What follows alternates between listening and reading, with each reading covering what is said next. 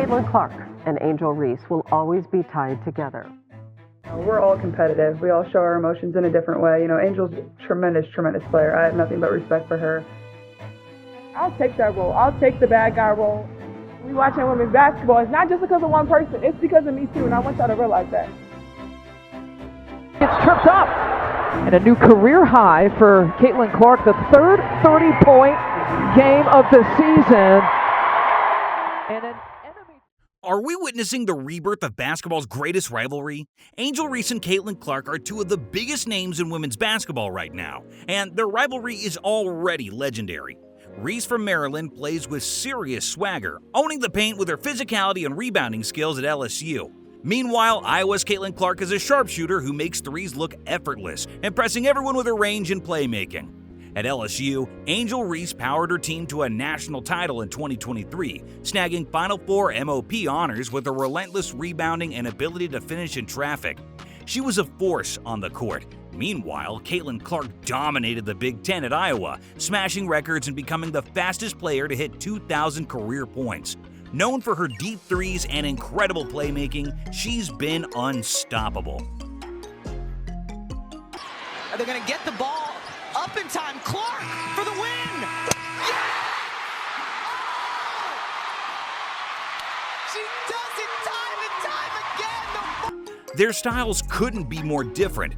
Reese is the powerhouse who dominates inside, while Clark is the perimeter artist who can score from anywhere.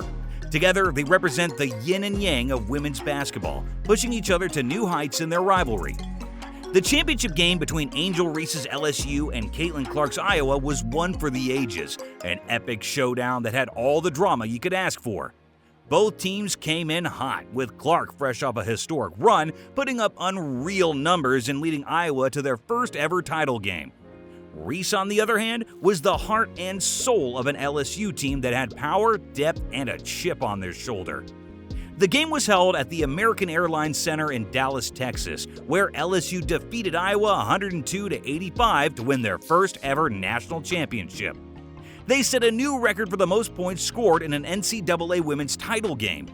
Angel Reese stood out with a double-double and earned the most outstanding player honors. LSU's win marked their first national championship in women's basketball, and the fourth for head coach Kim Mulkey.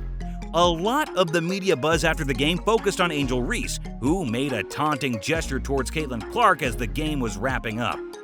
As LSU was cruising to victory in the fourth quarter, Angel Reese celebrated by waving one hand in front of her face, echoing the "You Can't See Me" move popularized by wrestler John Cena, and then tapped her ring finger while giving Caitlin Clark a pointed look. The moment quickly went viral, with commentators and observers criticizing Reese for what they perceived as unsportsmanlike taunting of Clark. The word classless even trended on Twitter, now X. Reese is black and Clark is white. Both players had actually used the same gesture during this March Madness. Clark had waved her hand in front of her face 2 games earlier after Iowa defeated Louisville to reach the Final Four. Instead of criticism, she received praise for it, even getting a shout-out from John Cena himself.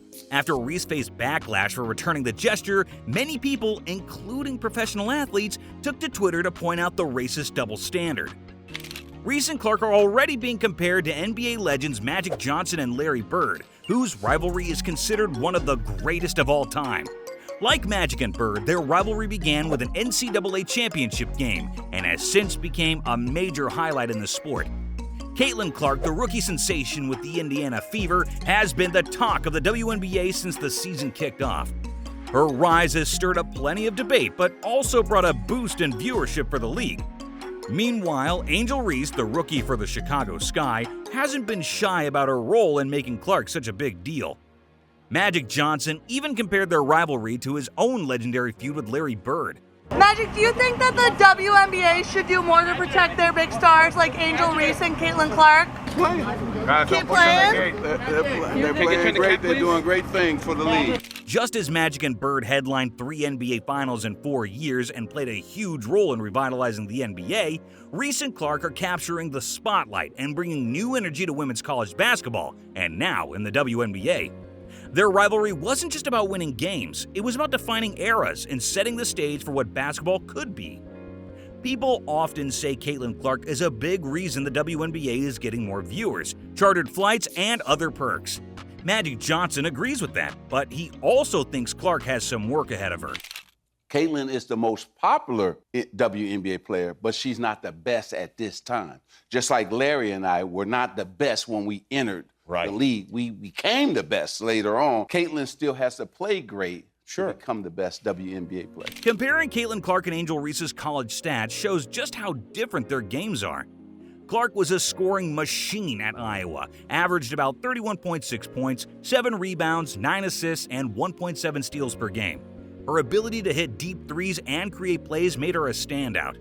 Reese played for LSU, brought a different style to the table with around 18.6 points, 13 rebounds, 2.3 assists, 1.9 steals, and 1 block per game. Her dominance in the paint and defensive skills set her apart. Looking at Bird and Magic's college numbers, they were also impressive, but in their own way. Larry Bird at Indiana State was a scoring and rebounding powerhouse, averaging 30 points, 13 rebounds, and close to 5 assists per game. His game was all about physicality and skill. Not hitting that perimeter shot. Oh, Bird! Great play by Bird, and he saves it. And he gets it back. Gives it to Bird. Bird scores! Take the foul line all the way to the side of the court. Here's the foul. Bird tips it in. Magic Johnson, meanwhile, was a versatile playmaker for Michigan State, with averages of 17 points, 7.6 rebounds, and 8 assists per game with 46.3% shooting. His ability to handle the ball and make plays was ahead of his time. Magic Johnson from 15, and he loves to hit those. The state scores here. Indiana has to call a timeout. And Magic Johnson run out that clock now, and here goes Johnson. If fans had a chance to see a Larry Bird versus Magic Johnson matchup today, it would have been epic. Their classic rivalry in the 1980s was like a chess match on hardwood, but imagine it now with today's technology and media frenzy. Magic Johnson was amazing on offense. He could set up his teammates for easy shots, finish strong, and even got a decent jump shot going later in his career. He started as a pretty solid wing defender, but as his shot improved, he lost a bit of speed. Larry Bird, on the other hand, feels like the more well-rounded player. He was just as dominant offensively, a fantastic playmaker, and had a great shot with excellent finishing skills. Plus, he was a better defender than Magic Johnson, and made an impact even when he wasn't the one with the ball. Magic Johnson got the best of Larry Bird in the NCAA Finals, and then won 2 NBA Finals against him, while Larry Bird only managed to snag 1 win over Magic Johnson in their Finals matchups. Magic Johnson also had the edge in longevity. Larry Bird's game dipped after his back issues, but Magic Johnson stayed at the top, winning MVP in 1990 and leading his team to the finals in 1991 before his career was cut short by HIV. They faced each other a total of 37 times in NBA games. Magic Johnson has a 22-15 winning record over Larry Bird, including an 11-8 record in playoffs. That said, if you think Larry Bird was better, I get it. Personally, I rank Magic a bit higher, but I see both as pretty equal overall. Caitlin Clark and Angel Reese are really lifting the profile of women's basketball, just like Bird and Magic did for the NBA back in the 80s. It's been almost 16 years since the WNBA last hit 1 million viewers on average, dating back to Candace Parker's debut in 2008. But Clark has been a game changer, with nearly 19 million watching her national championship game loss to South Carolina in 2024, making it the biggest basketball audience since 2019. Clark's influence is clear. This year's WNBA draft attracted 2.45 million viewers, a record for the event and the 11th largest WNBA audience ever. ESPN also reported 2.3 million viewers for the Sky's thrilling 88-87 win over the Fever, with a peak of 3.3 million. The sold-out venue was electric, showing just how much excitement women's basketball generates now. The Fever-Sky rivalry is shaping up to be the WNBA's version of the Bird-Magic showdown. Just like Bird and Magic brought a new level of excitement to the NBA, the Fever-Sky matchups are generating serious buzz and drawing in fans. Clark and Reese could turn their rivalry into a must-watch spectacle, boosting the league's viewership and profile. Their games might become as thrilling and high stakes as Bird versus Magic, sparking renewed interest in the WNBA and keeping fans eagerly tuned in. The one thing I really love about her is she loves the game. You can tell she's put the work in, and even throughout her short WNBA career, it's been a lot of pressure, a lot of things thrown at her, and she keeps showing up and keeps getting better every single day. So her future is super bright, Deanna Taurasi said. Sue Bird is considered the top point guard in WNBA history, debuting with the Storm in 2002 and averaging 14.4 points and 6 assists per game.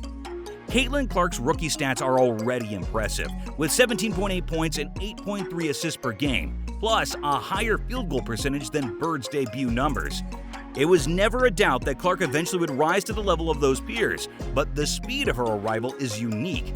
Angel Reese has a lot of potential, but she's got some areas to work on. Her post moves and layups need improvement, and her shooting form, aside from free throws, is a bit unorthodox. She could also tighten up her field goal percentage and footwork. The good news is her work ethic and dog mentality are strong, which gives her confidence she can address these issues. The offseason will be key for her growth, and if she uses it well, she could make significant progress. Caitlin Clark and Angel Reese are doing for women's basketball what Bird and Magic did for the NBA. Their rivalry is creating major buzz, drawing in fans, and changing how people see female athletes. They're not just playing the game, they're elevating it, paving the way for future stars and pushing women's sports to new heights. These two are breaking down barriers, challenging old stereotypes, and bringing fresh excitement to the WNBA. Their rivalry is boosting viewership and attendance, with Clark's games pulling in record numbers and Reese's performances drawing big crowds. On the court, Clark's scoring and Reese's dominance in the paint are setting new standards. If they keep up this pace, both are on a path to the Hall of Fame. The excitement they're bringing isn't just a moment, it's shaping the future of the sport. It's awesome to see people around me talking about women's basketball without comparisons or judgments. It feels like we're finally recognizing that young athletes need role models and that female athletes deserve the spotlight. Instead of feeling bad about not paying attention before, let's commit to supporting women's basketball and making this change last.